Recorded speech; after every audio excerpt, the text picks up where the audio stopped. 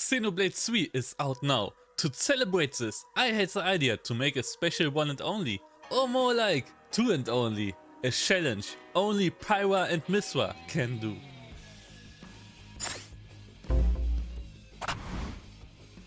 Okay, your first question most likely is if this is with switching. No, both are supposed to do this challenge on their own and not with switching. At this point in the series, I normally talk about the characters and the original game, but I never played any Xenoblade game. I didn't even watch someone else playing it, so I'm pretty clueless about what the game is about. All I know is the Smash character and that everything is on dragons. Maybe you can write something about the game in the comments. If it's convincing, I will try out the new one.